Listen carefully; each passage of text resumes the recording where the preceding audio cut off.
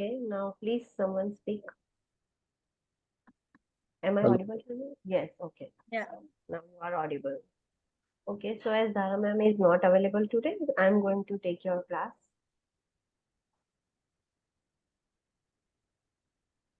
So let's start with our new chapter. That is neurological and cognitive problems in a pediatric client. Can you all see my shared book PDF? No, it's not No. visible.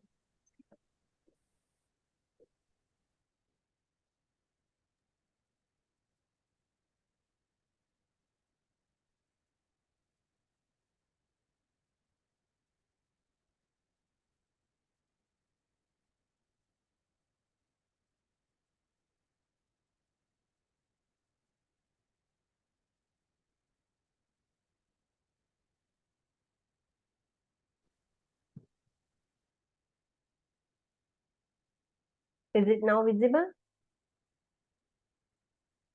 Still not visible. Yes. Now it's visible. Now it's visible. Okay.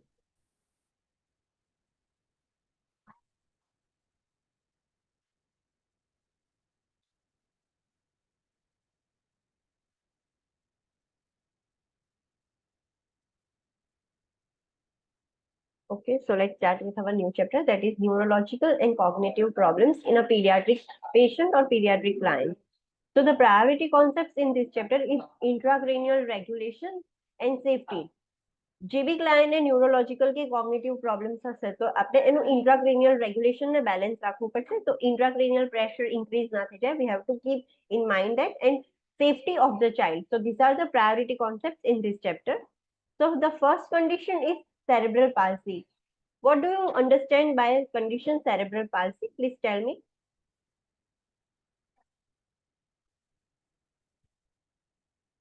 Can anyone tell me what do you mean by cerebral palsy? Involuntary muscle movements.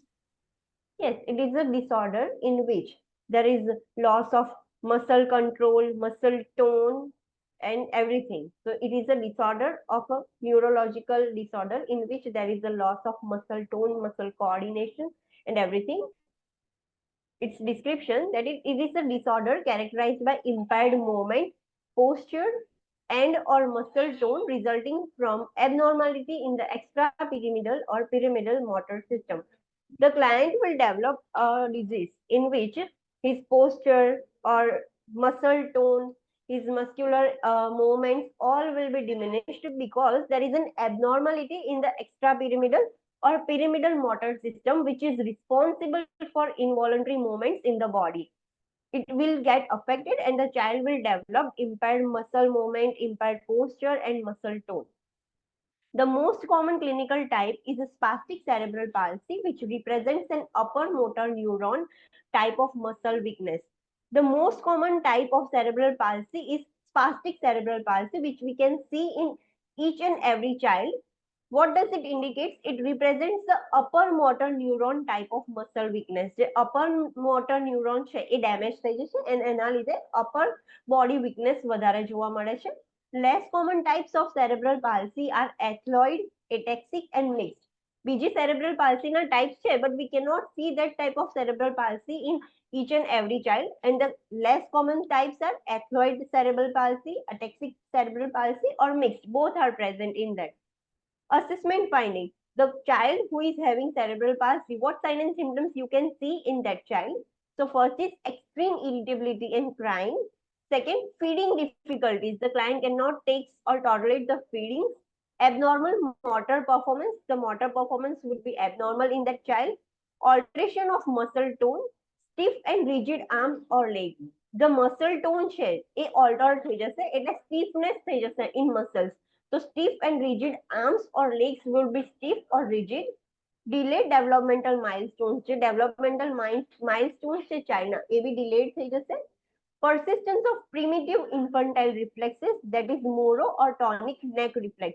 જ્યારે child Born થાય જ્યારે infancy પીરિયડમાં હોય ત્યારે આપણે બધા reflexes check કરીએ but A reflexes ખાલી 3 to 4 months માટે જ હોય બટ જેમ જેમ અગર જે બી ચાઇલ્ડને સેરેબ્રલ પાલ્સી હશે એ ડેવલપ થશે તો એ પ્રિમિટિવ રિફ્લેક્સિસ છે એ આપણને લેટર પીરિયડમાં પણ જોવા મળશે. That is after 6 months you can also C મોરો ઓર ટોનિક નેક reflex in that child.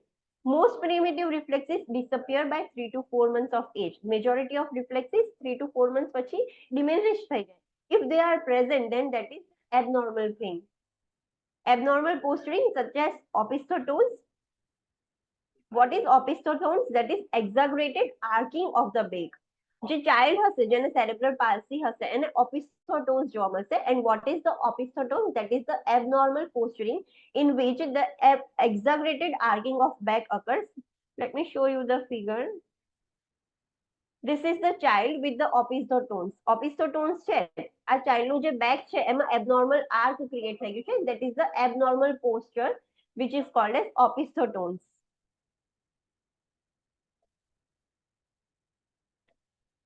Seizures may occur. જે બી ચાઇલ્ડને સેરેબ્રલ પાલ્સી છે એને સીઝર્સનું રિસ્ક વધી જશે. Interventions. What you will do as a nurse to for the cerebral palsy child? The goal of the management is to recognize the disorder early and implement interventions to maximize the child's ability. What is our goal of management? We have to recognize the cerebral palsy disorder in early stages and we have to implement such interventions that we can maximize the child's ability in laterhood. An interprofessional team approach is implemented to meet the many needs of the child. Interprofessional team will work together to meet so many needs of child because it is a neurogenic disorder કે એના લીધે બધી જ system affect થશે. તો ઇન્ટરપ્રોફેશનલ team આપણે approach use કરીને ચાઇલ્ડની needs fulfil કરવી પડશે. Therapeutic management includes physical therapy, occupational therapy, speech therapy, education and recreation. We have to use all these methods for the child. આપણે બધી ફિઝિકલ થેરાપી આપવી પડશે, ચાઇલ્ડને ઓક્યુપેશનલ થેરાપી આપવી પડશે, ચાઇલ્ડને સ્પીચ થેરાપી બી આપવી પડશે because it is also a motor function. Education because developmental delay હશે તો ક્લાયન્ટ નોર્મલ ઇન્ટેલેક્ચ્યુઅલ એબિલિટી જે છે એ નોર્મલ ચાઇલ્ડ જેવી નહીં હોય અને રિક્રિએશનલ એક્ટિવિટીઝ આપણે કરાવવી પડશે. Assess the child's developmental level and intelligence. ચાઇલ્ડનું developmental level કેવું છે એ assess કરવાનું, એનું intelligence assess કરવાનું because A according to chronological age નહીં હોય હવે because of developmental delay. Encourage early intervention and participation in the school programs. Early interventions as soon as possible. જેવું તમે diagnose કરો છો કે ચાઇલ્ડને cerebral palsy છે, early interventions start કરી દેવાના અને સ્કૂલ પ્રોગ્રામ્સ જે હોય એના સ્પેશિયલ ચાઇલ્ડ્સના તો એમાં બી એન્કરેજ કરવાનું કે પાર્ટિસિપેટ કરે.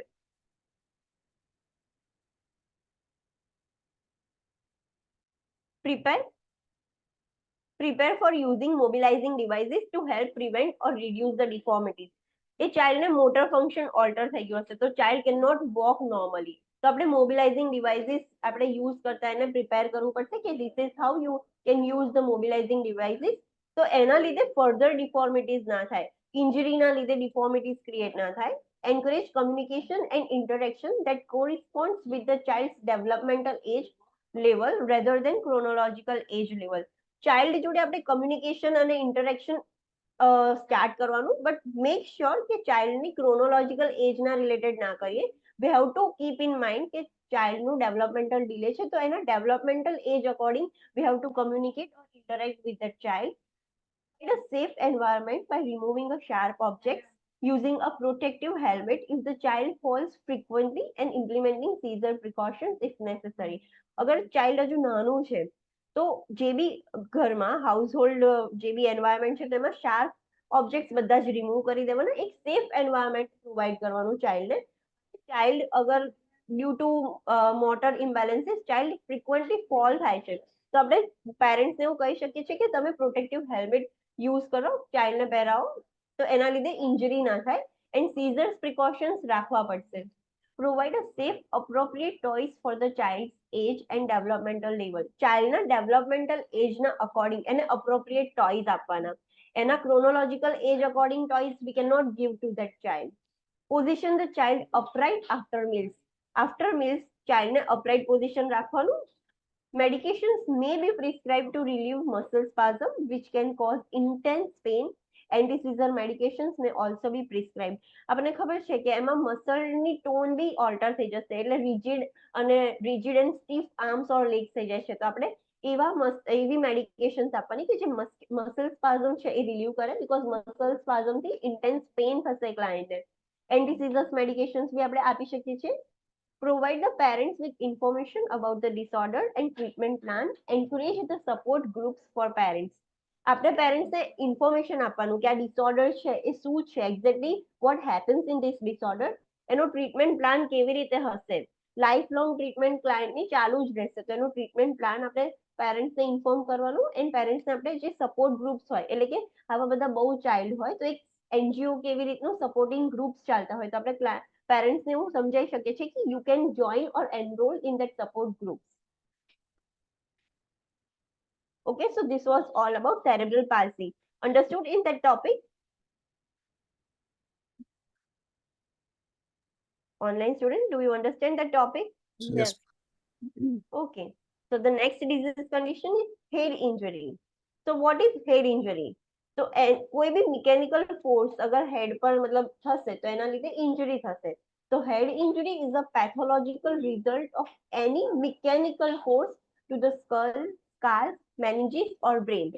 કોઈ બી ઇન્જરી છે કે જે પહેલા સ્કાલ્પને ડેમેજ કરે, then skull, then meninges and then brain. તો ક્યાંય બી મિકેનિકલ ફોર્સ લાગશે અને એના લીધે જે ઇન્જરી થશે, that is head injury. We can see in this image. This is a closed type of head injury કે જેમાં જે ચાઇલ્ડ બતાવ્યું છે ઇમેજમાં, એને એક ફોર્સફુલ કશું ઇન્જર થયું છે સ્કલ, જે ફોર્સના લીધે એનું બ્રેન આખું મતલબ શિયરિંગ ફોર્સ હશે, આખું આગળ પાછળ થઈ જશે. તો એના લીધે ઇન્જરી ક્રિએટ થશે બ્રેનમાં, મેનિન્જીસમાં ઓર સ્કલ પર. So there are two types of head injury. First is closed head injury, occurs when there is a fracture of the skull or penetration of the skull by an object. Open head injury છે એમાં શું થશે કે જે skull છે એ fracture થઈ જશે, અને સમટાઈમ્સ ઇટ હેપન્સ કે કશું પેનિટ્રેટ થઈ જશે, કશું શાર્પ ઓબ્જેક્ટ ડાયરેક્ટલી પેનિટ્રેટ જ થઈ જશે સ્કલની અંદર. So that is a closed head injury, open head injury. And second type is closed head injury. Please ધીમે બોલો. Closed head injury is the result of blood trauma. This is more serious than an open head injury because the chance of increased intracranial pressure in the closed vault. This type of injury can also be caused by shaken baby syndrome. Close head ઇન્જરીમાં શું થશે કે કશું open નથી થતું, બધું જ intact છે, સ્કાલ્પ, સ્કલ, મેનિન્જીસ, બ્રેન બધું જ ઇન્ટેક્ટ છે.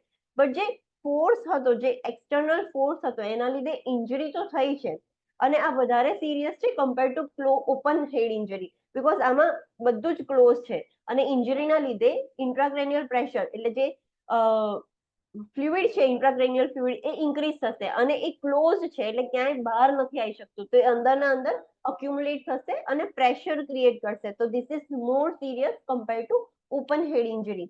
એન્ડ ક્લોઝ ઇન્જરી બીજા શેના રીઝનથી થઈ શકે છે, તો shaken baby syndrome. Do know about shaken baby syndrome?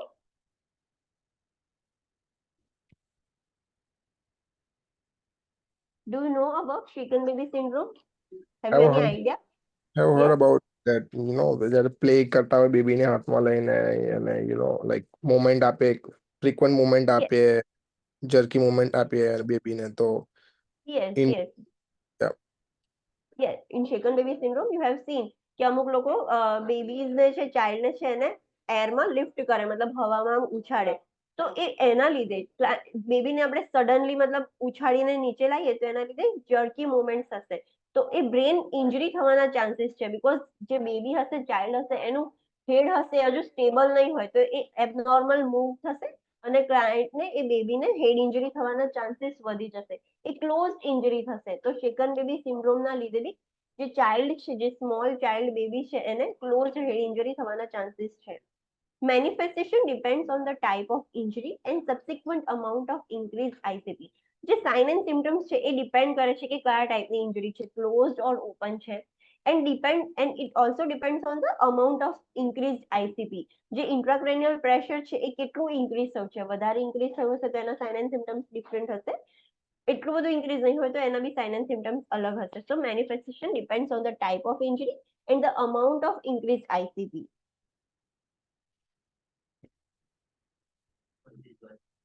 First assessment is increase ICP. જે બી ક્લાયન્ટને ઇન્જરી થશે ઓપન ઓર ક્લોઝ, તો એનું ઇન્ટ્રાક્રેનિયલ પ્રેશર ઇન્ક્રીઝ થશે. જે સેરેબ્રોસ્પાઇનલ ફ્લુઇડ છે, ઇન્ટ્રાક્રેનિયલ ફ્લુઇડ, એ ઇન્ક્રીઝ થશે. તો જ્યારે ઇન્ક્રીઝ થશે તો તમે કેવા સાઇન એન્ડ સિમ્ટમ્સ અસેસ કરશો ક્લાયન્ટની અંદર. તો first that is important point, જે રેડ પોઈન્ટ છે is so important. The child's level of consciousness provides the earliest indication of an improvement or deterioration of the neurological condition. જ્યારે કોઈ બી neurological condition થઈ છે અને એમાં ઇન્ટ્રાક્રેનિયલ પ્રેશર ઇન્ક્રીઝ થયું છે, તો તમે ચાઇલ્ડના લેવલ ઓફ કોન્શિયસનેસથી આઈડેન્ટિફાઈ કરી શકશો કે ચાઇલ્ડની કન્ડિશન છે એ ઇમ્પ્રુવ થઈ છે ઓર ડિટોરિયોરેટ થઈ છે. અગર લેવલ ઓફ કોન્શિયસનેસ ડિક્રીઝ થઈ જશે તો ક્લાયન્ટની કન્ડિશન ડિટોરિયોરેટ થઈ છે. અગર લેવલ ઓફ કોન્શિયસનેસ ઇમ્પ્રુવ થાય છે તો એનો મતલબ કે ચાઇલ્ડની જે કન્ડિશન છે એ પણ ઇમ્પ્રુવ થાય છે. તો એક મેઇન પેરામીટર છે કે જેના પરથી તમે આઈડેન્ટિફાઈ કરી શકો છો જે ચાઇલ્ડની કન્ડિશન છે એ ઇમ્પ્રુવ થઈ છે કે ડિટોરિયોરેટ થઈ છે. તો ઇન્ક્રીઝ ઇન્ટ્રાક્રેનિયલ પ્રેશરનું અર્લી સાઇન્સ, કે જ્યારે ક્લાયન્ટને ઇન્જરી થઈ છે અને ઇન્ટ્રાક્રેનિયલ પ્રેશર ઇન્ક્રીઝ થાય છે, તો અર્લી સાઇન્સ શું છે? તો first is change in vital science. જે બી વાઇટલ સાઇન્સ છે એ ચેન્જ થશે. દેટ ઇઝ બ્રેડિકાર્ડિયા થશે ક્લાયન્ટમાં, બ્લડ પ્રેશર ઇન્ક્રીઝ થશે. તો હજુ અર્લી સ્ટેજ પર છે એટલે ચેન્જ થવાનું સ્ટાર્ટ થશે. તો slight changes in the vital signs. Vital સાઇન્સમાં થોડુંક ચેન્જીસ જોવા મળશે. Slight changes in the level of consciousness. જેમ જેમ ઇન્ક્રીઝ થશે ઇન્ટ્રાક્રેનિયલ પ્રેશર, એમ લેવલ ઓફ કોન્શિયસનેસ ઓછું થશે. ક્લાયન્ટ સેમી કોન્શિયસ થશે એન્ડ દેન અનકોન્શિયસ તરફ જશે. But this is early stage એટલે સ્લાઇટ ચેન્જીસ જોવા મળશે. ક્લાયન્ટ થોડુંક સેમી કોન્શિયસ તરફ જવાનું સ્ટાર્ટ કરશે. ઇન્ફન્ટ હશે, જે બી ઇન્ફન્ટ હશે એમાં તમે કેવા સાઇન એન્ડ સિમ્ટમ્સ જોશો ઇન અર્લી સાઇન્સ? તો ઇરિટેબિલિટી, હાઈ પીચ ક્રાય, બલ્જિંગ ફોન્ટાનેલ. જે ફોન્ટાનેલ છે અંદર પ્રેશર ઇન્ક્રીઝ થયું છે તો જે ફોન્ટાનેલ છે એ બલ્જ થઈ જશે. ઇન્ક્રીઝ હેડ સર્કમ્ફરન્સ. જે હેડ સર્કમ્ફરન્સ આપણે ચાઇલ્ડની લઈશું ઇન્ફન્ટની, તો એ બી ઇન્ક્રીઝ થઈ ગયેલી હશે. ડાયલેટેડ સ્કાલ્પ વેન્સ. જે સ્કાલ્પની વેન્સ હશે ને એકદમ ડાયલેટેડ થઈ ગઈ હશે. તમે અસાઇટિસ વાળા ક્લાયન્ટ જોયા હશે કે એમની વેન્સ કેવી એકદમ દેખાય ક્લિયરલી, તો એમની બી સ્કાલ્પની વેન્સ એકદમ ડાયલેટેડ હશે.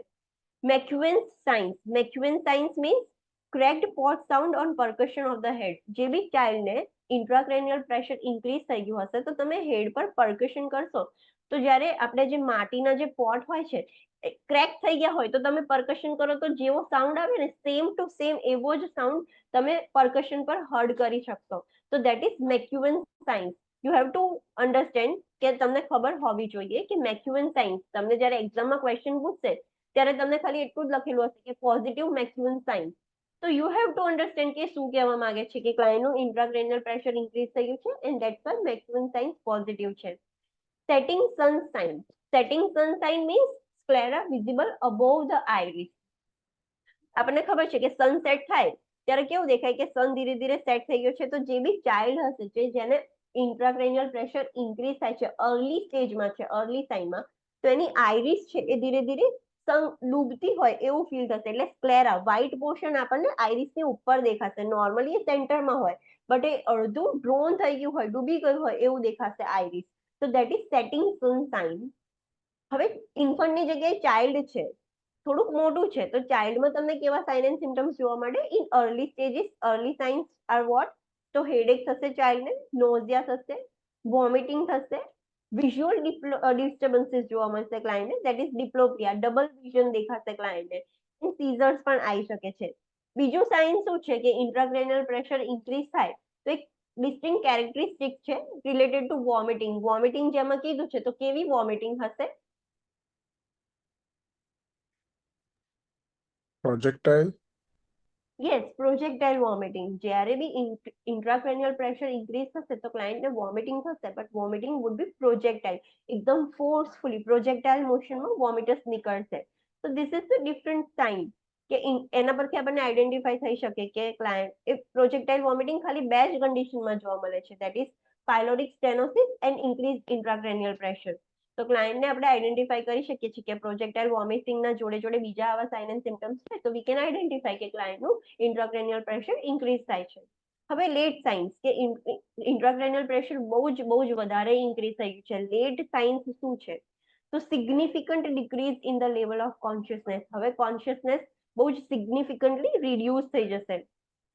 બ્રેડિકાર્ડિયા જોવા મળશે ક્લાયન્ટને, હાર્ટ રેટ બી ડ્રોપ થશે, decrease motor and sensory responses, unconscious તરફ જશે ક્લાયન્ટ એટલે એના મોટર અને સેન્સરી રિસ્પોન્સ બી ડિક્રીઝ થઈ જશે. Alteration in the pupil size and reactivity, જે પ્યુપિલની સાઇઝ છે એ બી ઓલ્ટર થઈ જશે, હવે રિએક્ટ નહીં કરે, મતલબ થોડીક થોડીક ડાયલેટ થવાની સ્ટાર્ટ થશે અને એની રિએક્ટિવિટી બી ઓલ્ટર થઈ જશે. તમે નોર્મલ પ્યુપિલ હોય કે તમે લાઇટ એના ઉપર આપો કે ટોર્ચ આપો તો એ રિએક્ટ કરે લાઇટને, કન્સ્ટ્રિક્ટ થઈ જાય, પણ આની રિએક્ટિવિટી બી હવે ઓલ્ટર થઈ જશે, એ લેટ સ્ટેજમાં છે. ડીકોર્ટિકેટ એટલે કે ફ્લેક્શન પોસ્ચરિંગ જોવા મળશે. Adduction of the arm and the shoulders, arms are flexed on the chest with the wrist flexed and the hands twisted and the lower extremities are extended. You can see in this image and adducted seen with the severe dysfunction of the cerebral cortex.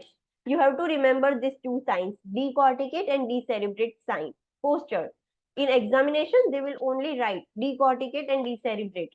તો ડીકોર્ટિકેટ જે posture છે એમાં શું થશે કે જે client છે એનું ઇન્ટ્રાક્રેનિયલ પ્રેશર એટલું બધું ઇન્ક્રીઝ થઈ ગયું છે કે જે સેરેબ્રલ કોર્ટેક્સ છે એ ડેમેજ થઈ ગયું છે, સિવિયરલી ડિસફંક્શન થઈ ગયું છે બીકોઝ ઓફ ધ પ્રેશર. હવે જ્યારે સેરેબ્રલ કોર્ટેક્સ ડેમેજ થશે તો ક્લાયન્ટનું જે પોસ્ચર છે કેવું થઈ જશે, આખું ફ્લેક્સ થઈ જશે, એના એલ્બોઝ ને બધું ફ્લેક્સ થઈને ચેસ્ટ પર આવી જશે અને એના જે ફૂટ છે એ એક્સટેન્ડ થઈ જશે. You can see in the image એ કે એના આર્મ્સ ને એલ્બોઝ ને રિસ્ટ ને બધું ફ્લેક્સ થઈને ચેસ્ટ આગળ આવી ગયું છે અને એનું ફૂટ છે એ એક્સટેન્ડ થઈ ગયું છે. તો this is the sign of severe dysfunction of cerebral cortex. Intracranial પ્રેશરના લીધે સેરેબ્રલ કોર્ટેક્સ ઇન્જર થઈ ગયું, ડિસફંક્શન થઈ ગયું અને ક્લાયન્ટનામાં તમે આ પોસ્ચર જોઈ શકો છો, that is decorticate posture. Second is decerebrate posture, જેને આપણે એક્સટેન્શન પોસ્ચર બી કહીએ છીએ. તો rigid extension and pronation of the arms and the legs, signs of dysfunction at the level of midbrain.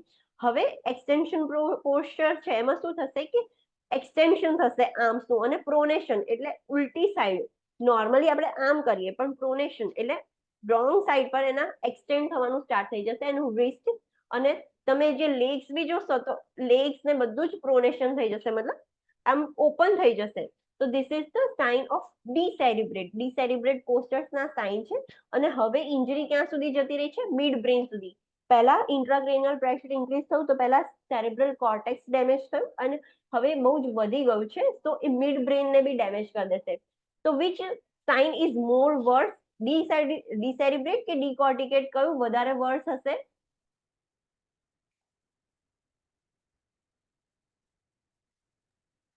Decerebrate. કેમ ડીસેરિબ્રેટ વધારે વર્સ હશે? મતલબ મિડ બ્રેન સુધી પહોંચી ગયું છે, ધેટ્સ વાય. યસ, હવે ડિસફંક્શન છે મિડ બ્રેન ને બી અફેક્ટ કરી ગયું છે. તો જ્યારે બી તમને સિનારીઓમાં ક્વેશ્ચન્સમાં હોય, કદાચ પ્રાયોરિટાઇઝેશનમાં હોય તો એક ક્લાયન્ટ છે ડીસેરિબ્રેટ અને ડીકોર્ટિકેટ, તો ડીસેરિબ્રેટ એટલે મતલબ કે બહુ જ વધારે વર્સ થઈ ગયું છે, ડીકોર્ટિકેટ હજુ વર્સ થવાનું સ્ટાર્ટ થયું છે અને ડીસેરિબ્રેટ બહુ જ વર્સ થઈ ગયું છે.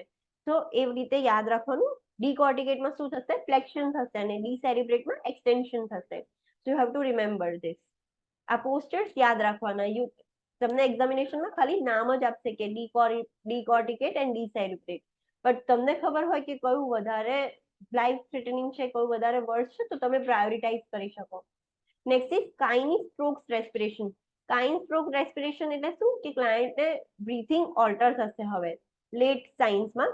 તો ક્લાયન્ટ એકદમ જ રેપિડલી બ્રીથ કરશે, પછી વચ્ચે એપનિક ફેઝ આવશે એટલે કમ્પ્લીટલી સ્ટોપ થઈ જશે, પછી ફરી પાછું એકદમ રેપિડ બ્રીથિંગ કરશે, પછી પાછું એપનિક ફેઝ આવશે. તો that is the Kine Stokes respiration. એકદમ બ્રીથિંગ મતલબ રેપિડલી બ્રીથ કરે છે ને પછી એકદમ સ્ટોપ થઈ જાય છે, રેપિડ બ્રીથ કરે છે સ્ટોપ થઈ જાય છે. તો જે એ રેસ્પિરેશન, એ જે બ્રીથિંગ પેટર્ન છે એને આપણે કાઇન સ્ટ્રોક રેસ્પિરેશન કહીએ છીએ. એન્ડ અલ્ટિમેટલી લાસ્ટમાં client can go into the coma. Late સ્ટેજમાંથી જો એ વધારે વર્સ થઈ જાય તો client can go in coma. Next, that is important point. Immobilize the neck and spine after a head injury if the cervical or other spinal injury is suspected. When a spinal cord injury is ruled out, elevate the head of the bed 15 to 30 degrees if not contraindicated and as prescribed to facilitate the venous drainage. જ્યારે બી કોઈ બી ક્લાયન્ટને હેડ injury થાય આપણે assessment finding જોઈ લીધું. હવે આપણને ખબર છે કે કોઈ બી ચાઇલ્ડને કે કોઈ બી ક્લાયન્ટને હેડ ઇન્જરી થાય તો પહેલા આપણે જોવાનું કે એને નેકને અને સ્પાઇનમાં તો ઇન્જરી નથી ને, સર્વાઇકલ સ્પાઇનમાં કે એવું કશું ક્યાંય ઇન્જરી તો નથી ને. જો તમે રૂલ આઉટ કરી દો કે હા ક્લાયન્ટને કોઈ જ નેકમાં સર્વાઇકલ સ્પાઇનમાં કોઈ જ ઇન્જરી નથી, ધેન તમે એ બેડ છે એને 15 to 30 ડિગ્રીઝ એલિવેટ કરી શકો. એલિવેટ કરવાથી શું થશે? ડ્યુ ટુ ગ્રેવિટેશનલ ફોર્સ જે એક્સ્ટ્રા જે ફ્લુઇડ છે એ ડ્રેન થઈને વિનસ ડ્રેનેજ થશે ને નીચેની તરફ આવી જશે. તો જે બ્રેન પર ઇન્ક્રીઝ ઇન્ટ્રાક્રેનિયલ પ્રેશરનો જે ઇફેક્ટ છે એટલો નહીં પડે અને એની કન્ડિશન એટલી ડિટરિયોરેટ નહીં થાય. બટ ક્યારે આપણે કરી શકીએ કે જ્યારે ક્લાયન્ટની સ્પાઇનલ ઇન્જરી ના હોય, તમે રૂલ આઉટ કરી દો અને ક્લાયન્ટને કોઈ ઇન્જરી ના થઈ હોય ત્યારે જ તમે હેડ એલિવેટ કરી શકો. If client is suspected of having spine injury તો તમે હેડ એલિવેટ ના કરી શકો, એને આપણે સ્ટ્રેટ રાખવું પડે. ઇન્ટરવેન્શન્સ આપણે અસેસમેન્ટ જોઈ લીધા કે ઇન્ક્રીઝ ઇન્ટ્રાક્રેનિયલ પ્રેશરના અર્લી સાઇન્સ, લેટ સાઇન્સ જોઈ લીધા. તો હવે ઇન્ટરવેન્શન શું કરીશું કે ક્લાયન્ટને હેડ ઇન્જરી થઈ જ ગયું છે, સો વોટ યુ વિલ ડુ, અને એને હેડ ઇન્જરી થશે એટલે ઇન્ટ્રાક્રેનિયલ પ્રેશર ઇન્ક્રીઝ થશે. So what you will do, monitor airway, administer oxygen as prescribe. આપણને ખબર છે કે ધીરે ધીરે એમાં કોન્શિયસનેસ ઓલ્ટર થશે. તો ફર્સ્ટ પ્રાયોરિટી આપણી શું છે? એરવે. તો એરવે મોનિટર કરવાનું. આપણને ક્યાંય બી એવું લાગે કે એરવે હવે ઓબ્સ્ટ્રક્ટ થાય છે, હવે ક્લાયન્ટ બ્રીથ નથી કરી શકતો, તો આપણે આર્ટિફિશિયલ એરવે સ્ટાર્ટ કરવું પડશે, મતલબ ટ્રેક્યુસ્ટોમી ઓર ઇન્ટ્યુબેટ કરવું પડશે ક્લાયન્ટને. તો એરવે મોનિટર કરવાનું, ઓક્સિજન એડમિનિસ્ટર કરવાનું ક્લાયન્ટને. અસેસ ધ ઇન્જરીઝ, કોઈ બી injury along with head injury બીજે ક્યાંય ઇન્જરી થઈ છે કે નહીં એ જોવાનું. જે MSN વાળા ચેપ્ટરમાં આપણે ન્યુરોલોજિકલ ડિસઓર્ડર્સ છે MSN માં, that we will see in that portion. Position the client so that the head is maintained midline to avoid the jugular vein compression which can increase the ICP. ક્લાયન્ટનું જે હેડ છે એ એવી રીતે position કરવાનું કે mid લાઇનમાં રહે. For example તમે bed elevate કર્યો છે અને ક્લાયન્ટનું હેડ આમ આગળ ફોરવર્ડ લીન થઈ ગયું છે, તો એના લીધે શું થશે કે જીગ્યુલર વેઇન છે એના પર કમ્પ્રેશન આવી જશે. તો જે ડ્રેન થવું જોઈએ જે ફ્લુઇડ છે ઇન્ટ્રાક્રેનિયલ ફ્લુઇડ એ ડ્રેન નહીં થાય અને એના લીધે અગેન ઇન્ટ્રાક્રેનિયલ પ્રેશર ઇન્ક્રીઝ રહેશે. તો તમારે હેડ જે છે એને પ્રોપર મિડલાઇન રાખવાનું કે ક્લાયન્ટનું જે બી જે ડ્રેનેજ છે એ પ્રોપર આવી જાય, જ્યુગુલર વેઇન કમ્પ્રેસ ના થઈ જાય. Monitor vital science and neurological functions, assess the level of consciousness closely. Vital science ખાસ મોનિટર કરવાના, બીકોઝ આપણને ખબર છે કે પહેલા સ્લાઇડ ચેન્જીસ થશે ને પછી વધારે ચેન્જીસ જોવા મળશે. તો મોનિટર વાઇટલ સાઇન્સ ખાસ મોનિટર કરવાના, ન્યુરોલોજિકલ ફંક્શન એનું મોનિટર કરવાનું, અને એમાં બી ક્લાયન્ટનું કોન્શિયસનેસ છે એ ખાસ બહુ જ ક્લોઝલી મોનિટર કરવાનું. બીકોઝ આપણને આગળ જ જોયું કે કોન્શિયસનેસ થી આપણને આઈડેન્ટિફાઈ થાય કે ક્લાયન્ટની કન્ડિશન ઇમ્પ્રુવ થાય છે કે ડિટરિયોરેટ થાય છે. Notify the PHCP if the signs of increased ICP અકર. તમે મોનિટરિંગ કરો છો અને તમને આઈડેન્ટિફાઈ થયું કે ICP છે એ ઇન્ક્રીઝ જ થયા કરે છે, તો તરત જ PHCP ને નોટિફાઈ કરવાનું. Keep stimuli to the minimum, attempt to minimize crying in infant. ક્લાયન્ટને કોઈ બી ન્યુરોલોજિકલ કન્ડિશન હશે કે ઇન્ટ્રાક્રેનિયલ પ્રેશર ઇન્ક્રીઝ થયું હશે તો ક્લાયન્ટ જે સ્ટિમ્યુલસ છે, એન્વાયરમેન્ટનો નોઇઝ છે, લાઇટ છે, તો એના લીધે ક્લાયન્ટ બહુ ઇરિટેટ થઈ જશે. જે ચાઇલ્ડ છે એ બહુ ઇરિટેટ થઈ જશે. તો જે સ્ટિમ્યુલસ છે એકદમ મિનિમમ રાખવાના, લાઇટ એકદમ લો રાખવાની, નોઇઝ નહીં કરવાનું. તો જે એન્વાયરમેન્ટલ સ્ટિમ્યુલસ છે એકદમ મિનિમમ રાખવાના અને ટ્રાય કરવાનું કે ક્લાયન્ટ છે એ બહુ રડે નહીં, જે ચાઇલ્ડ છે એ મિનિમાઇઝ કરે, બહુ ફ્રિકવન્ટલી રડ ના કરે. Withhold sedating medications during an acute phase of injury so that changes in level of consciousness can be assessed. જ્યારે બી ક્લાયન્ટને હેડ ઇન્જરી થાય કે એવું કશું થાય તો અક્યુટ ફેઝ એટલે જસ્ટ હમણાં જ હેડ ઇન્જરી થઈ છે, ફ્રેશ છે, તો એવા ડ્યુરેશનમાં સિડેટિવ ડ્રગ્સ નહીં આપવાના. બીકોઝ સિડેટિવ ડ્રગ્સ આપશો તો તમને રૂલ આઉટ નહીં થાય કે એ મેડિકેશનના લીધે એનું કોન્શિયસનેસ ઓલ્ટર થયું છે કે ઇન્જરીના લીધે. તો કોન્શિયસનેસ આપણે પ્રોપરલી અસેસ કરી શકીએ એના માટે સિડેટિવ મેડિકેશન્સ નહીં આપવાની. Initiate seizure precautions. ક્લાયન્ટને ખબર છે કે ઇન્ટ્રાક્રેનિયલ પ્રેશર ઇન્ક્રીઝ થશે તો સીઝર્સ આવવાના રિસ્ક બહુ વધારે છે, તો આપણે પહેલેથી જ સીઝર્સ પ્રિકોશન્સ લઈ લેવાના. લેટ્સ સી કે કેવા સીઝર્સ પ્રિકોશન્સ આપણે લઈ શકીએ છીએ. તો in the clinical judgement box there is given a scenario. The nurse is caring for a 10-year-old child who sustained a blunt head injury when accidentally hit by a baseball bat. એક child છે 10 year old જેને હેડ injury થઈ છે, blunt હેડ injury થઈ છે. કેવી રીતે? તો બેઝબોલ બેટ જે હોય એ એક્સિડન્ટલી હિટ થઈ ગયો છે એને. The child exhibits a significant decrease in the level of consciousness. ચાઇલ્ડનું જે લેવલ ઓફ કોન્શિયસનેસ છે સિગ્નિફિકન્ટલી ડિક્રીઝ થાય છે. ક્લાયન્ટનામાં બ્રેડિકાર્ડિયા જોવા મળે છે એન્ડ ડીકોર્ટિકેટ પોસ્ચર બી જોવા મળે છે. એનો મતલબ કે ઇન્ટ્રાક્રેનિયલ પ્રેશર એટલું બધું થઈ ગયું છે કે સેરેબ્રલ કોર્ટેક્સ ડેમેજ થયું છે અને ક્લાયન્ટને ડીકોર્ટિકેટ પોસ્ચરિંગ જોવા મળશે. તમને સિનારીઓમાં બી આવી રીતે જ આપશે તો તમને આઈડેન્ટિફાઈ થાય કે ઓકે કેટલું વર્સ છે. હવે the child is at risk of seizure. હવે આટલું બધું પ્રેશર ઇન્ક્રીઝ થયું છે તો સીઝર્સનું રિસ્ક હવે 100% છે. And the nurse create a plan of care to initiate the seizures precautions and plan includes the following action. હવે નર્સને ખબર છે કે સીઝર્સ આવવાના ચાન્સીસ બહુ જ વધારે છે, રિસ્ક બહુ વધારે છે, તો એના અકોર્ડિંગ એ પ્લાન ક્રિએટ કરશે. અને કેવા ટાઈપના સીઝર્સ પ્રિકોશન્સ લેવાના? તો first, have suction equipment and oxygen available. જ્યારે બી ક્લાયન્ટને આપણે સીઝર પ્રિકોશન્સમાં મૂકીએ તો ક્લાયન્ટના બેડ સાઇડ પર સક્શન ઇક્વિપમેન્ટ અને ઓક્સિજન રેડી હોવું જોઈએ. Raise the side rails of the bed. Side rails જે હોય એને રેઝ કરી દેવાની કે ક્લાયન્ટ સીઝર્સ જ્યારે એપિસોડ્સ આવતા હોય ત્યારે ક્લાયન્ટને ઇન્જરી ના થઈ જાય, ફોલ ડાઉન ના થાય. Pad the side rails and other hard object. જે બી સાઇડ રેલ્સ છે એને પેડિંગ કરી દેવાનું, સોફ્ટ કરી દેવાનું, બીકોઝ સીઝર્સ આવશે એટલે ઇનવોલન્ટરી મસલ કોન્ટ્રાક્શન થશે અને રિલેક્સેશન થશે, ટોનિક ક્લોનિક ફેઝમાં હશે તો ક્લાયન્ટને ઇન્જરી થવાના ચાન્સીસ છે. તો એ ના થાય એના માટે એને પેડિંગ કરી દેવાનું. Clear the area of any hazards or hard objects. ક્લાયન્ટની આજુબાજુ કોઈ એવા હેઝાર્ડસ ઓબ્જેક્ટ હાર્ડ ઓબ્જેક્ટ છે કે જેના લીધે ક્લાયન્ટને ડ્યુરિંગ સીઝર ઇન્જરી થાય એ વસ્તુ અવોઇડ કરવાની.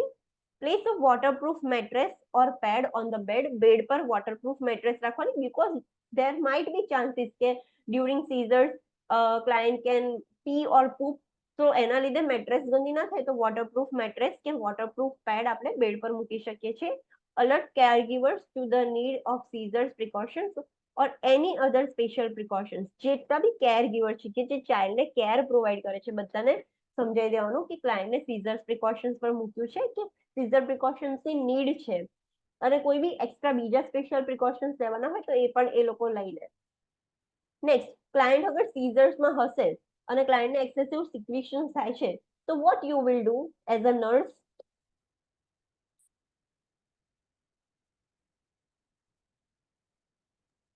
સક્શન કરવાનું ને, સિક્રેશન્સ. So during seizures, you can do suction.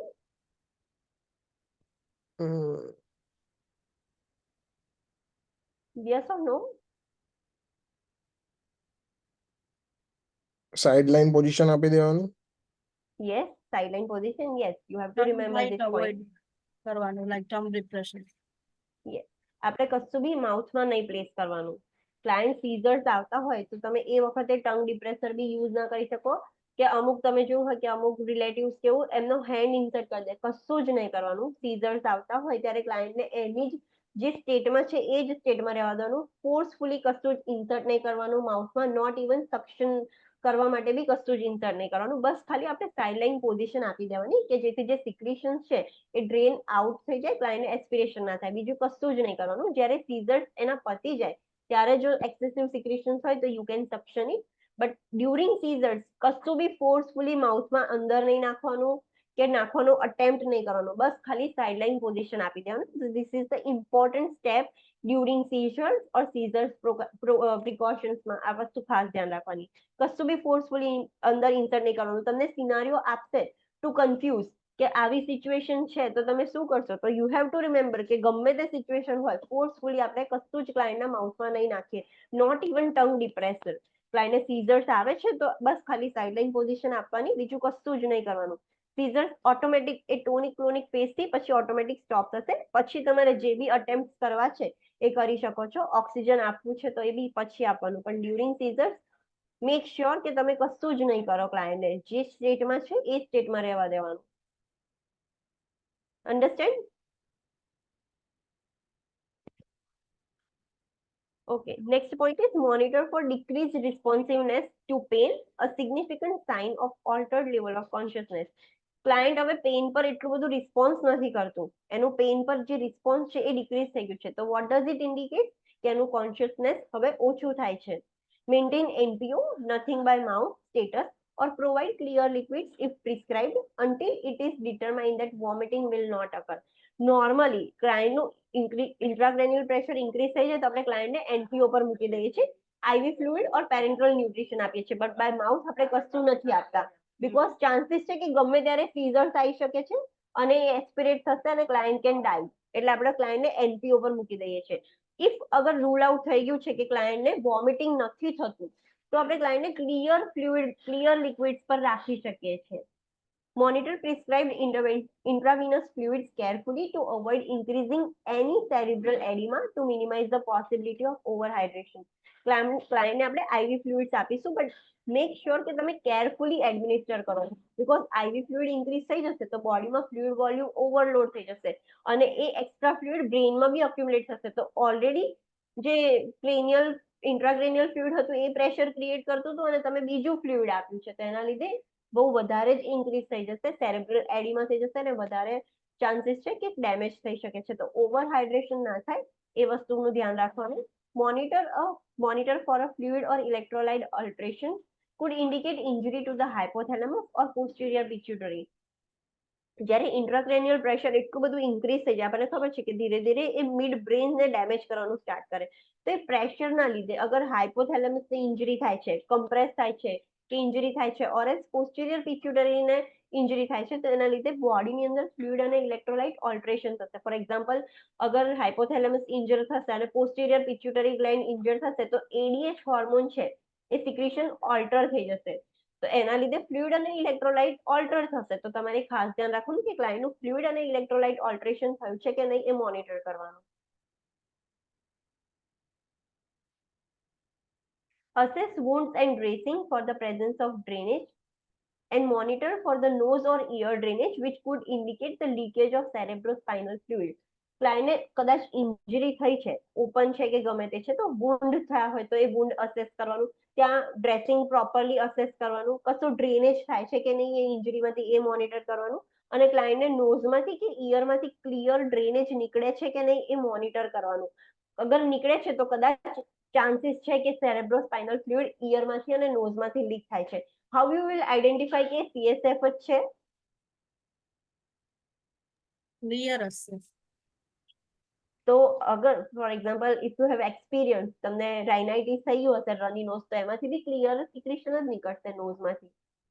એની જોડે મ્યુકસ બી હશે ને, લાઈક સ્ટિકી ફ્લુઇડ હશે, પેલ યલો સ્ટિકી ફ્લુઇડ. નો સમટાઈમ્સ વોટરી ડિસ્ચાર્જ નોઝમાંથી થઈ શકે છે, બટ CSF જ છે કે વોટરી નોઝનું મતલબ નેઝલ ડિસ્ચાર્જ છે, તો એના માટે એક અલગથી મતલબ યુ હેવ ડિફરન્ટ ટેસ્ટ. કેવી રીતે આઈડેન્ટિફાઈ કરશો, કોઈ આઈડિયા છે?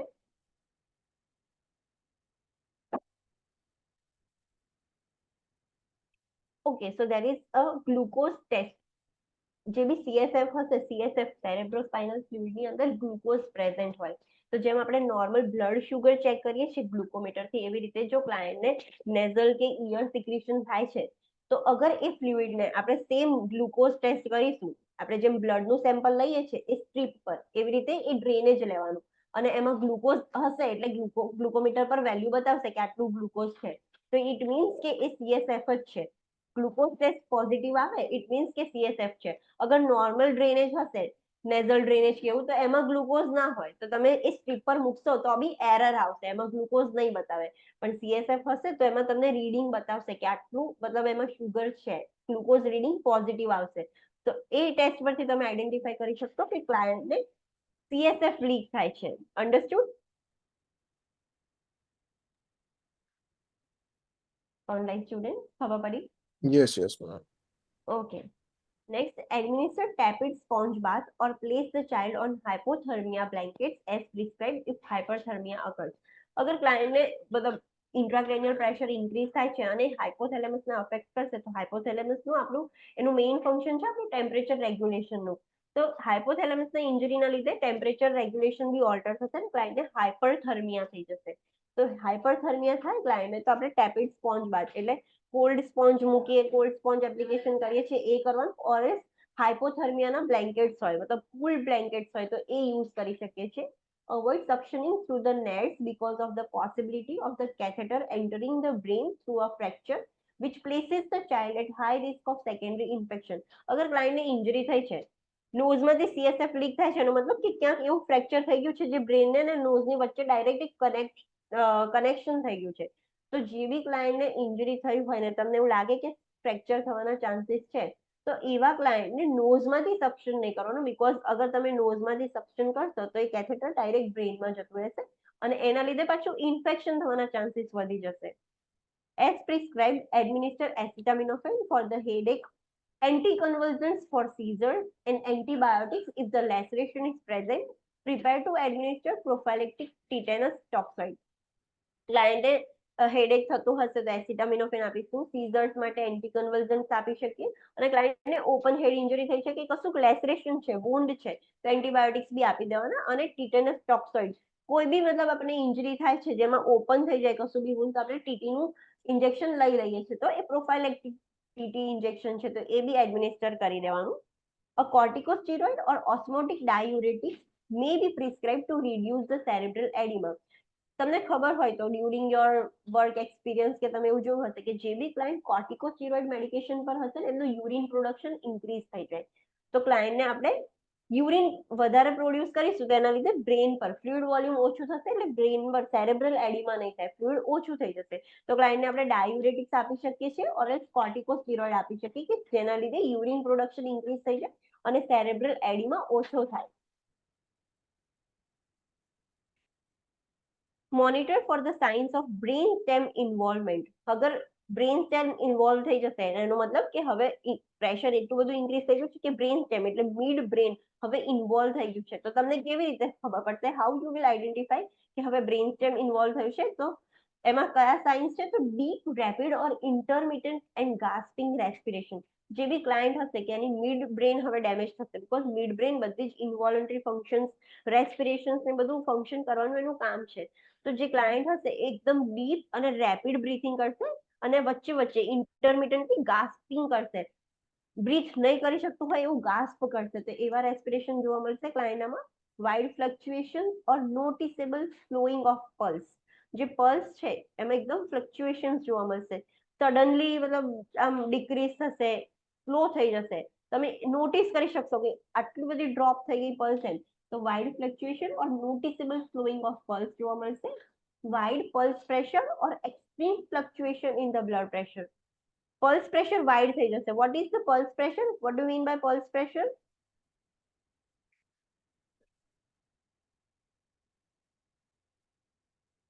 What do you mean by pulse pressure?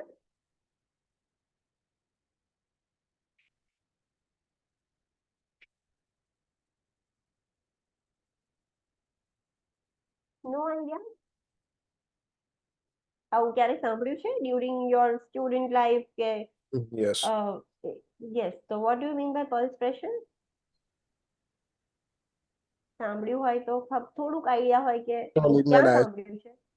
Systolic ને ડાયસ્ટોલિક નું જે એવરેજ હોય છે ડ્યુરિંગ ઓબ્વિયસલી લાઈક સ્ટડી ટાઈમમાં સાંભળેલું છે બટ ઓકે પ્રોપર યાદ નથી અત્યારે. Okay okay okay so systolic minus diastolic. What is the systolic blood pressure? Normal 120. 120, 120, and what is the diastolic? 80.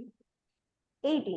તો એ બંને વચ્ચેનો જે ડિફરન્સ છે એટલે systolic minus diastolic 120 minus 80, so that is your normal pulse pressure. જ્યારે heart contract થાય છે, relax થાય છે, તો એની વચ્ચે જે થોડો ફેઝ હોય કે જે હાર્ટને ટાઈમ મળીને રીફિલિંગનો ને એનો, તો જે પલ્સ પ્રેશર છે એ વાઇડ થઈ ગયું. નોર્મલી કેટલો હશે? 40 mm. Normal 40, yes 40 mm of Hg, અને વાઇડ થશે તો એ કઈ સાઈડ જશે? ટુવર્ડ્સ 50 60 70 ઓર ટુવર્ડ્સ 30 20 10? કઈ સાઈડ જશે વાઇડ થશે તો? ઇન્ક્રીઝ થશે. યસ, ઇન્ક્રીઝ થશે. એનો મતલબ કે સિસ્ટોલિક માઇનસ ડાયસ્ટોલિક કરો છો તો જે પલ્સ પ્રેશર જે છે એ ઇન્ક્રીઝ થાય છે, વાઇડ થાય છે, 60 50 60 70 એ તરફ જાય છે. તો જે બી ક્લાયન્ટનું ઇન્ટ્રાક્રેનિયલ પ્રેશર ઇન્ક્રીઝ થશે તો પલ્સ પ્રેશર હશે એ વાઇડ થશે. તમે ક્યારેક તમને નોટિસ કરવા મળે કે એવું હોય તો આઈસીયુમાં જે બી પેશન્ટ હશે ને, તો જે ઇન્ટેન્સિવિસ્ટ હશે ને, જે બી ક્લાયન્ટને હેડ ઇન્જરી થઈ હશે કે ઇન્ટ્રાક્રેનિયલ પ્રેશર ઇન્ક્રીઝ થવાના ચાન્સીસ હશે, તો તમને ઇન્ટેન્સિવિસ્ટ નર્સને કહેશે કે ધ્યાન રાખવાનું કે પલ્સ પ્રેશર કેટલું થાય છે, પલ્સ પ્રેશર બી રેકોર્ડ કરવાનું, તો તમને આઈડેન્ટિફાઈ થાય કે ઇન્ક્રીઝ થાય છે કે ડિક્રીઝ થાય છે. તો વાઇડ પલ્સ પ્રેશર એકદમ વાઇડ થશે એન્ડ એક્સ્ટ્રીમ ફ્લક્ચ્યુએશન જોવા મળશે બ્લડ પ્રેશરમાં. sluggish or dilated or unequal pupils. જે પ્યુપિલ્સ છે એકદમ સ્લગિશ થઈ જશે. સ્લગિશ મીન્સ કે તમે એને નોન રિએક્ટિવ થઈ જશે. જેમ પેરાલિસિસમાં કેવું સ્લગિશ મસલ્સ થઈ જાય છે, એટલું ઇઝીલી મૂવ નથી થઈ શકતા, એમ પ્યુપિલ બી છે એકદમ સ્લગિશ થઈ જશે. તમે ટોર્ચ નાખશો તો એટલું જેટલું ફાસ્ટ રિએક્ટ થવું જોઈએ એવું નહીં થાય, એકદમ સ્લગિશ થઈ જશે, ડાયલેટેડ રહેશે. જ્યારે ઇન્ટ્રાક્રેનિયલ પ્રેશર ઇન્ક્રીઝ થાય ત્યારે પ્યુપિલ્સ ડાયલેટ થઈ જાય અને અનઇક્વલ પ્યુપિલ્સ થઈ જશે. મતલબ એક સાઈડની ડાયલેટેડ હશે, એક સાઈડની નોર્મલ હશે, તો અનઇક્વલ પ્યુપિલ્સ જોવા મળે. Notify the PHCP if these signs are develop. અગર તમને આમાંથી કોઈ બી સાઇન્સ જોવા મળે તો તરત જ PHCP ને નોટિફાઈ કરવાનું, બીકોઝ હવે ઇન્જરી બ્રેઇન સ્ટેમ સુધી જતી રહી છે. અને અગર બ્રેઇન સ્ટેમ ઇન્જરી થશે તો કયું પોસ્ચર જોવા મળશે? મિડ બ્રેઇન ઇન્જરી થશે તો કયું પોસ્ચર જોવા મળે ક્લાયનામાં? સેરિબ્રેટ એક્સટેન્શન પોસ્ચર યસ, ડિસેરિબ્રેટ પોસ્ચર છે એ જોવા મળશે. તો આ વધારે વર્સ છે, બહુ જ વર્સ કન્ડિશન અરાઇઝ થઈ ગઈ છે. તો આવા કોઈ બી સાઇન્સ દેખાય તમને તો તરત જ PHCP ને નોટિફાઈ કરવાનું. તો this is your priority client. Monitor for the signs of epidural hematoma, asymmetrical tube. જે એપિડ્યુરલ હિમેટોમા છે, જે એપિડ્યુરલ સ્પેસ છે, મતલબ જે લેયર છે, તો ત્યાં આગળ ઇન્જરીના લીધે ચલો બ્લીડિંગ થઈ ગયું છે ને બધું બ્લડ ત્યાં અક્યુમ્યુલેટ થઈ ગયું છે, તો એપિડ્યુરલ હિમેટોમા થશે. તો એપિડ્યુરલ હિમેટોમા થયું છે એ તમે કેવી રીતે આઈડેન્ટિફાઈ કરી શકશો? એના સાઇન એન્ડ સિમ્પટમ્સ શું છે? તો એસિમેટ્રિકલ પ્યુપિલ્સ. જે પ્યુપિલ્સ છે એ એસિમેટ્રિકલ થઈ જશે. One is dilated and non reactive and one is normal. એક આઈઝની જે પ્યુપિલ છે એકદમ ડાયલેટ થઈ જશે અને નોન રિએક્ટિવ થઈ જશે. તમે ગમે તેટલી લાઇટ અપ્લાય કરશો પણ એ રિએક્ટ નહીં કરે. એન્ડ જે સેકન્ડ વાળી છે એ નોર્મલ હશે. તો એસિમેટ્રિકલ પ્યુપિલ્સ જોવા મળશે. may indicate a neurosurgical emergency that requires evacuation of hematoma. અને એપિડ્યુરલ હિમેટોમા થાય એ ઇમરજન્સી સિચ્યુએશન છે. આપણે સર્જરી કરીને એ હિમેટોમાને નીકાળવું પડશે, નહીં તો એ હિમેટોમા વધારે ફર્ધર ડેમેજ કરશે ક્લાયન્ટને બ્રેઇન પર. તો હિમેટોમા થઈ જાય એના તમને સાઇન્સ જોવા મળે તો તરત જ સર્જરી માટે રેડી કરવું પડશે ક્લાયન્ટને. Next, that is important point is drainage from the nose or ear needs to be tested for the presence of glucose. જેમ મેં કીધું કે ઇયરમાંથી અને નોઝમાંથી ડ્રેનેજ થાય તો તમે ડાયરેક્ટલી એને ના કહી શકો કે જોઈને જ બાય અપિયરન્સ તમે એવું ડાયરેક્ટલી જજ ના કરી શકો કે this is cerebrospinal fluid or nasal drainage. તમારે એને ટેસ્ટ કરવું પડે for the presence of glucose. How you will test?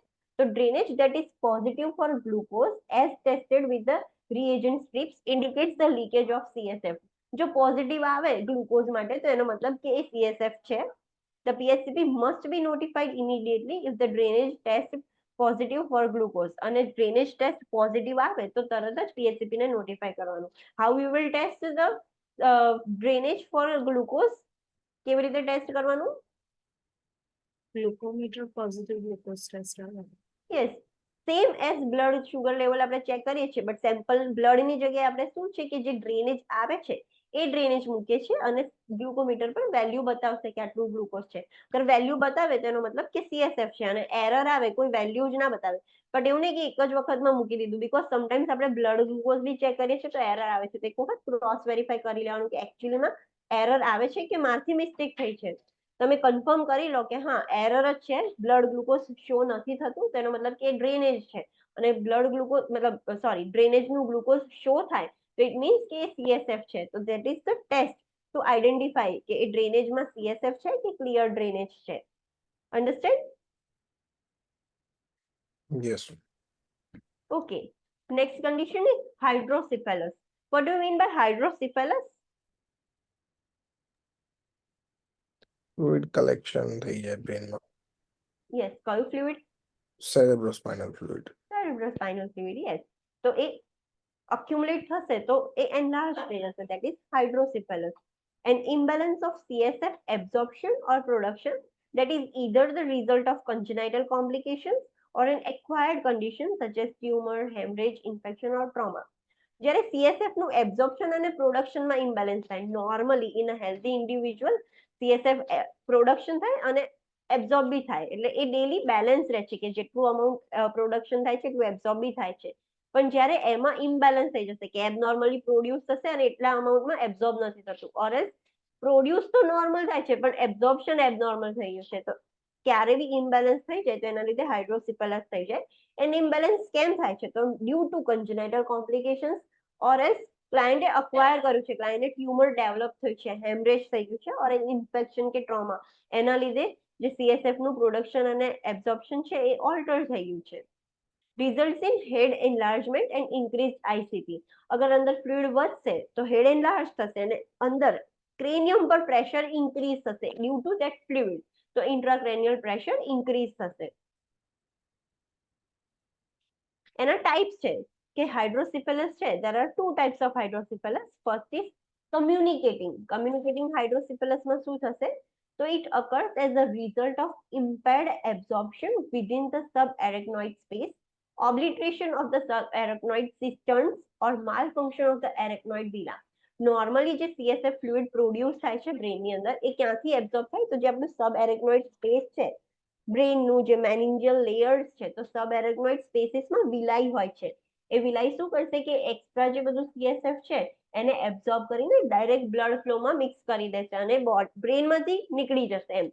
But problem ક્યાં થયું છે કે એ જે પ્રોડ્યુસ તો નોર્મલી થાય છે, બટ જે એબ્ઝોર્પ્શન છે સબએરેક્નોઇડ સ્પેસનું એબ્ઝોર્પ્શન ઓલ્ટર થઈ ગયું છે, જેના વિલાઈસ છે એમાં પ્રોબ્લેમ થઈ ગયું છે, એના ફંક્શનમાં ઓલ્ટરેશન થઈ ગયું છે, એના લીધે એ ફ્લુઇડ વધ્યા જ કરે છે, એબ્ઝોર્પ્શન નથી થતું. તો that is communicating hydrocephalus. Next is non-communicating or obstructive hydrocephalus, occurs as a result of excess CSF due to the structural blockage within the ventricular system. હવે આમાં એરેક્નોઇડ જે વિલાઈ છે એ બરાબર જ કામ કરે છે, એમાં કશો પ્રોબ્લેમ નથી, બટ પ્રોબ્લેમ ક્યાં છે કે જે વેન્ટ્રિકલ્સ છે, કે વેન્ટ્રિકલ્સનું કામ છે CSF નું પ્રોડક્શન કરવું. વેન્ટ્રિકલ્સમાં એક પ્રોડક્શન થશે ને પછી એ ડ્રેન આઉટ થશે, તો એ ત્યાં આગળ ઓબ્સ્ટ્રક્શન થઈ ગયું છે, એટલે પ્રોપરલી ડ્રેન આઉટ નથી થઈ શકતું. અગર એ એરેક્નોઇડ સ્પેસ સુધી પહોંચશે ત્યારે એબ્ઝોર્પ્શન થશે ને, પણ ત્યાં સુધી પહોંચી જ નથી શકતું, એમાં બ્લોકેજ આવી ગયું છે, so there is obstruction, so that is non-communicating hydrocephalus. There are two types of hydrocephalus, communicating and non-communicating. હવે જે બી ક્લાયન્ટને, જે બી ચાઇલ્ડને હાઇડ્રોસિફેલસ હશે, તો what sign and symptoms you will see in that child? તો ફર્સ્ટ છે ઇન્ફન્ટની અંદર તમને કેવા સાઇન એન્ડ સિમ્ટમ્સ જોવા મળશે, તો ઇન્ક્રીઝ છે હેડ સર્કમ્ફરન્સ ઇન્ક્રીઝ થઈ જશે. ઇન્ટ્રાક્રેનિયલ પ્રેશર ખાલી CSF ફ્લુઇડને લીધે જ વધે કે બીજા કોઈ રીઝન બી હોય જેનાથી એ વધી શકે? વધે ને, હમણાં જ આપણે સ્ટડી કર્યું ને હેડ ઇન્જરી. યસ, ઇન્જરી થશે તો ફોર એક્ઝામ્પલ અંદર બ્લીડિંગ થયું છે, તે બ્લડને જગ્યા નથી મળતી ક્યાંય જવાની, તે બ્લડ ક્રેનિયમ પર પ્રેશર ક્રિએટ કરે છે. હવે સ્કલ આપણું એકદમ ફિક્સ છે, એ ઇલાસ્ટિક નથી કે પ્રેશર વધે તો એમ ઇન્ક્રીઝ થાય, એની ક્લોઝ કેવિટીમાં રહેશે, પણ અંદર જે બ્લીડિંગ છે, હેમરેજ છે, એ ઇન્ક્રીઝ કરીને બ્રેન પર પ્રેશર ક્રિએટ કરશે, તેના લીધે બ્રેનને ઇન્જરી થઈ શકે છે. તો કે હેમરેજ છે, ટ્યુમર છે, કશું બી રીઝન છે જેના લીધે ઇન્ટ્રાક્રેનિયલ પ્રેશર ઇન્ક્રીઝ થઈ શકે છે. ફ્લુઇડ છે, તો આમાં CSF ફ્લુઇડ બહુ જ વધી ગયું છે, તેના લીધે હેડ સર્કમ્ફરન્સ ઇન્ક્રીઝ થશે. એન્ડ અમુક સાઇન સેમ ટુ સેમ તમે ઇન્ક્રીઝ ઇન્ટ્રાક્રેનિયલ પ્રેશર જેવા મળશે, બીકોઝ આના લીધે બી અલ્ટિમેટલી પ્રેશર ઇન્ક્રીઝ થાય છે. Thin, widely separated bones of the head that produce a crack point sound, that is McEwen sound on percussion.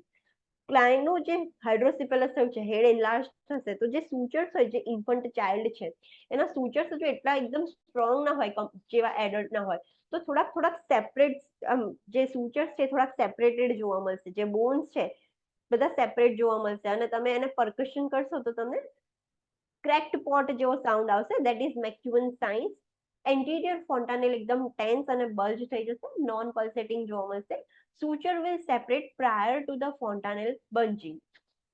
જે anterior ફોન્ટાનેલ છે, જે ચાઇલ્ડમાં આપણે જોઈએ છે, એ ફોન્ટાનેલ એકદમ બલ્જ થઈને એકદમ ફૂલી ગયું હશે. નોર્મલી તમે ત્યાં પ્રેસ કરો ને તો તમને પલ્સેશન ફીલ થાય, બટ અહીંયા એટલું બધું પ્રેશર છે કે તમને પલ્સેશન બી ફીલ નહીં થાય, તમે પાલ્પેટ કરશો તો પલ્સેશન બી ફીલ નહીં થાય. અને જે સૂચર્સ છે ફોન્ટાનેલની આગળના બધા જે સૂચર્સ છે એ પહેલા સેપરેટ થવાનું સ્ટાર્ટ થઈ જશે, એકદમ સેપરેટ થઈ ગયા હશે. Pupils become sluggish and have unequal response to light. એકદમ sluggish થઈ જશે pupils, અને તમે લાઇટને આપશો તો unequal response આવશે બંને pupils નો. Increase irritability increase થઈ જશે. Due to increase intracranial pressure, એના changes જોવા મળશે in LOC, level of consciousness માં. લોઅર એક્સ્ટ્રીમિટી સ્પાસ્ટિસિટી, જે લોઅર એક્સ્ટ્રીમિટીઝ છે એમાં સ્પાઝમ જોવા મળશે. પુઅર ફીડિંગ, ડાયલેટેડ સ્કાલ્પ વેન્સ, જે સ્કાલ્પની વેન્સ એકદમ ડાયલેટેડ જોવા મળશે. ફ્રન્ટલ બોસિંગ, આ જે ફ્રન્ટલ બોન છે એકદમ પ્રોટ્રુડ થઈ ગયું હશે, ફ્રન્ટલ બોસિંગ જોવા મળશે. સેટિંગ સન આઈઝ મીન્સ ક્લેરા પાર્ટ વધારે દેખાશે અને જે આઈરિસ પાર્ટ છે એ ડાઉન જશે. Yes yes just like sunset થાય તો કેવું આમ ડૂબી જતું હોય એવું લાગે, તો જે આઈરિસ હશે એ અડધું નીચેની તરફ જતું રહ્યું હશે, આઈરિસ એકદમ ડૂબતું હોય એવું લાગશે. તો સેટિંગ સન આઈસ એવી જોવા મળશે તમને, ખાલી એવું નામ આપેલું હશે. હવે ચાઇલ્ડની અંદર તમે કેવા સાઇન એન્ડ સિમ્ટમ્સ જોઈ શકશો? તો sign and symptoms seen in early to late childhood are caused by the increase in the intracranial pressure and are dependent upon the location of the focal lesion. હવે જે sign and symptoms છે એ depend કરે છે કે client મતલબ early ચાઇલ્ડહુડમાં, late ચાઇલ્ડહુડમાં, કે એનું intracranial pressure કેવું છે, બહુ વધારે જ ઇન્ક્રીઝ થાય છે કે શું થાય છે, એના અકોર્ડિંગ તમને સાઇન એન્ડ સિમ્ટમ્સ અલગ અલગ જોવા મળે.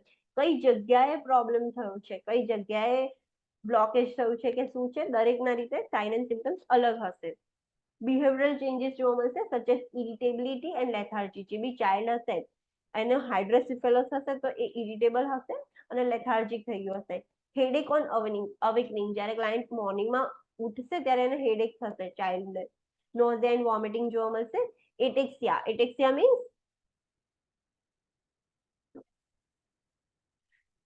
કોઓર્ડિનેશન બેલેન્સ ઇમ્પેર્ડ થશે. યસ ઇમ્પેર્ડ કોઓર્ડિનેશન, જે આખું મસ્ક્યુલર કોઓર્ડિનેશન હોય ચાઇલ્ડનું એ ઇમ્પેર્ડ થઈ જશે.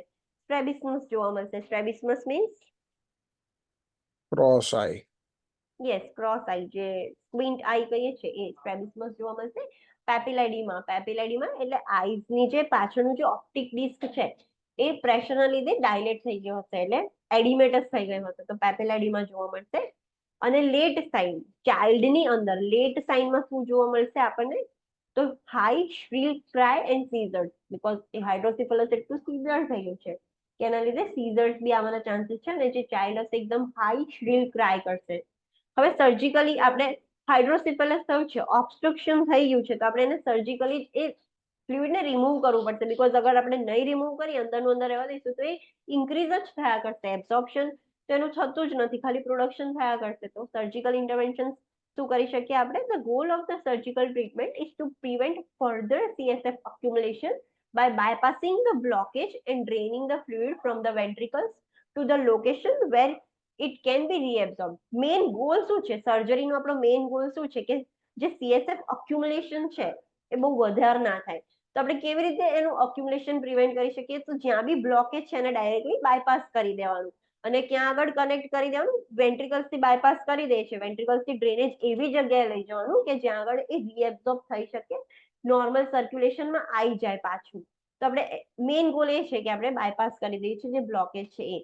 તો first is in ventriculoperitoneal shunt. First surgery is ventriculoperitoneal shunt. A name થી તમને શું આઈડેન્ટિફાઈ થાય છે? Ventriculoperitoneal shunt.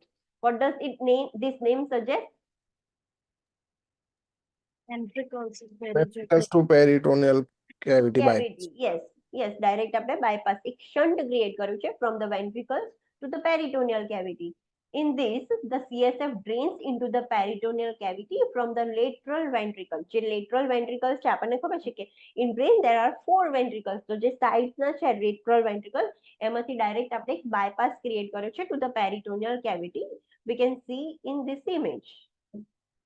આમાં દેખાય છે કે lateral ventricles છે જે ફ્લુઇડ એક્સેસ્ટ્રા ક્રિએટ કરે છે, તો આપણે એક કેથેટર મૂકીને એ ડાયરેક્ટ પેરિટોનિયલ કેવિટીમાં ઇન્સર્ટ કરી દીધું છે એ ટ્યુબિંગ. તો દેટ ઇઝ લેટરલ વેન્ટ્રિક્યુલો પેરિટોનિયલ શન્ટ. આમાં સાઈડ ઇમેજ બતાવ્યું છે કે ડાયરેક્ટ ક્રેનિયમમાંથી હોલ કરીને એ કેથેટર ઇન્સર્ટ કર્યું છે. એનો જે વાલ્વ છે જેનાથી આપણે રેગ્યુલેટ કરી શકીએ એનો ફ્લો ને બધું એ ઇયરની પાછળ હોય, અને ડાયરેક્ટ એ કેથેટર સીધું સ્કિનની અંદર હોય, મતલબ ડાયરેક્ટ સુપરફિશિયલ ના હોય. થોડાક પોર્શન પર એ કેથેટર દેખાતું હોય, બાકી એ સબક્યુટેનિયસ લેયર પર હોય, આખું દેખાય નહીં. છે હેડ થી લઈને છે પેરિટોનિયમ સુધી કેથેટર ઓપન ના હોય, થોડાક પોર્શનમાં સ્કિનની નીચે દબાયેલું હોય સબક્યુટેનિયસ સ્પેસીસમાં. So this is ventriculoperitoneal shunt. In ventriculoarterial shunt, now ventriculoarterial shunt છે તો મતલબ ક્યાં આગળ બાયપાસ ક્રિએટ કર્યું છે? ક્યાં આગળ આપ્યું છે ફ્લોનું ડાયવર્શન?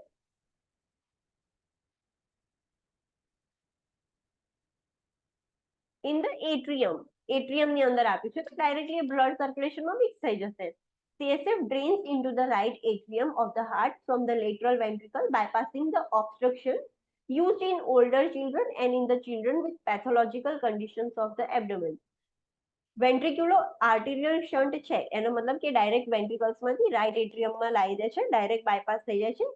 અને આ કોનામાં યુઝ કરવામાં આવે છે તો જે ઓલ્ડર ચાઇલ્ડ હોય એની અંદર આપણે આ ટાઈપનું શન્ટ યુઝ કરીએ છીએ. ઓર જે ચાઇલ્ડને કોઈક એબડોમેનમાં કન્ડિશન છે, મતલબ એબડોમિનલ કશી પ્રોબ્લેમ છે, કન્ડિશન છે, તો આપણે એમનામાં પેરિટોનિયલ કેવિટીમાં નહીં નાખીએ, હાર્ટમાં નાખી દઈશું direct. Shunt revision may be necessary as the child grows. જેમ જેમ ચાઇલ્ડ ગ્રો થશે એમ શન્ટ રિવિઝન કરવું પડશે, મતલબ એની લોકેશન ચેન્જ કરવી પડશે, કાં તો એને ફરીથી કરવું પડશે, રિવિઝન કરવું પડશે, રિવાઇઝ કરવું પડશે એને. An alternative to the shunt placement is endoscopic third ventriculostomy, in which a small opening in the floor of the third ventricle is made that allows the CSF to bypass the fourth ventricle and return to the circulation to be absorbed. This treatment may be appropriate for some types of hydrocephalus. અગર આપણે shunt નથી કરવું તો એની alternative procedure શું છે? તો વેન્ટ્રિક્યુલોસ્ટોમી. ઓસ્ટોમી means, do you know the difference between ostomy, stomy and ectomy? બધા જે સર્જરીના પાછળના નેમ્સ હોય, તો what do you mean by ostomy?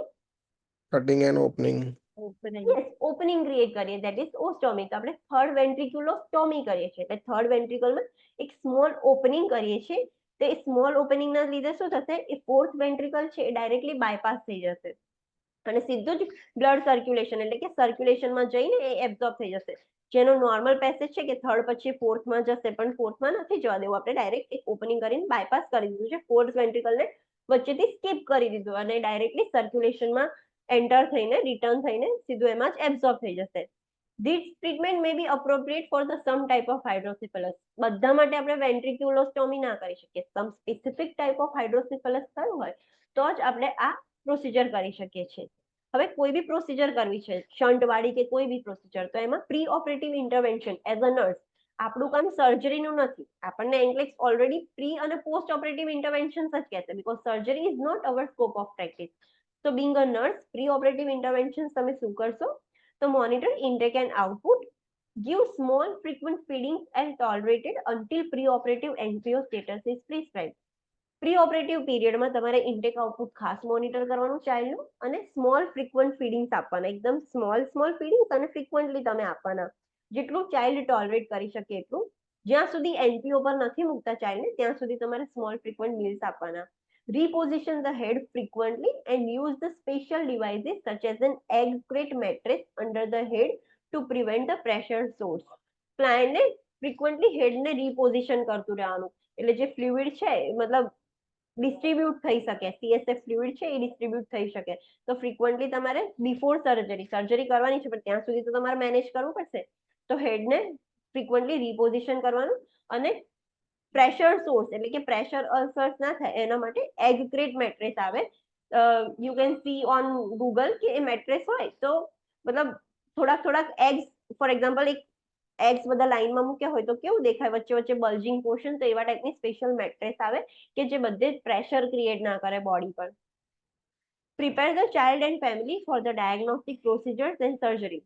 Pre operative ફેઝમાં જ તમારે ચાઇલ્ડને અને ફેમિલીને પ્રિપેર કરવાનું છે ઇમોશનલી એન્ડ બધી રીતે કે ડાયગ્નોસ્ટિક પ્રોસિજર્સ અને સર્જરી માટે.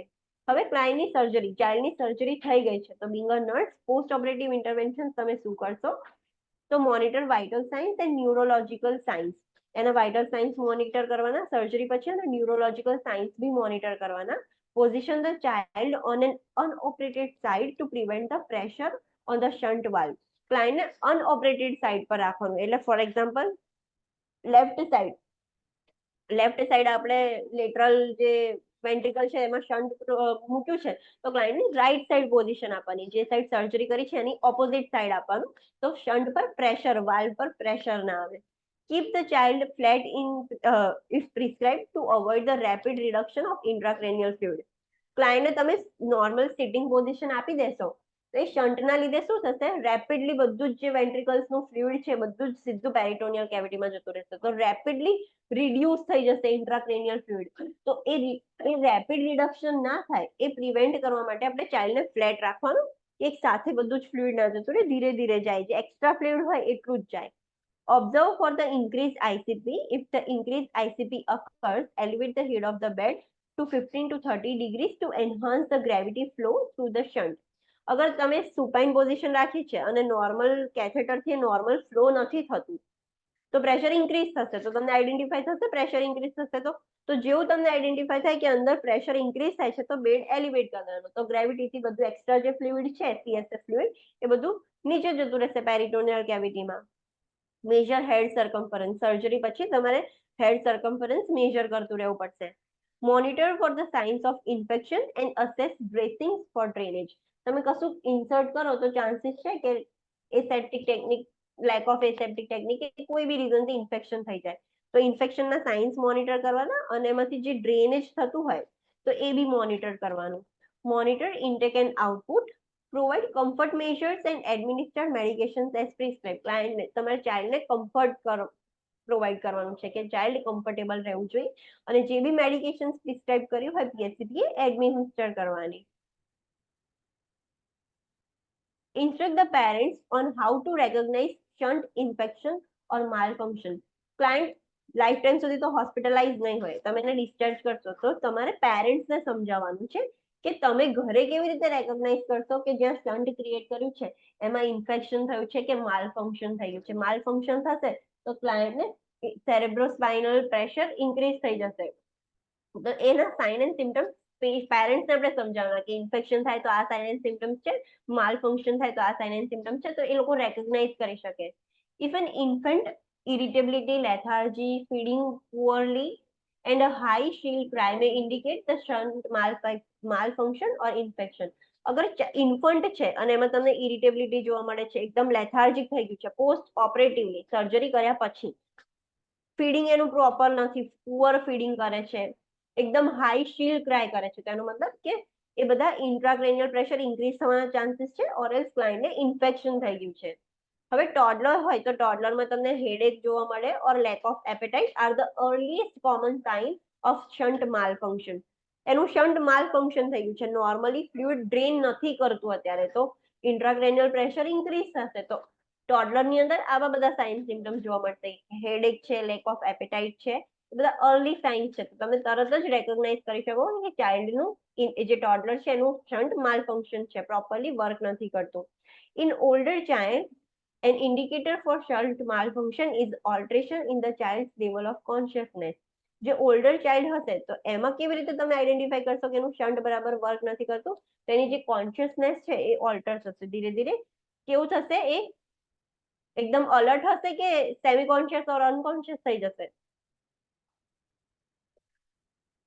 Semi conscious towards unconscious yes છે. યસ, બીકોઝ શન્ટ બરાબર વર્ક નથી કરતું તો ઇન્ટ્રાક્રેનિયલ પ્રેશર ઇન્ક્રીઝ થશે, તો જે ચાઇલ્ડ છે એનું લેવલ ઓફ કોન્શિયસનેસ ડિક્રીઝ થશે. ઓલ્ટરેશન એટલે ડિક્રીઝ, ટુવર્ડ્સ ડિક્રીઝ તરફ જશે. Monitor for the shunt presence behind the ear.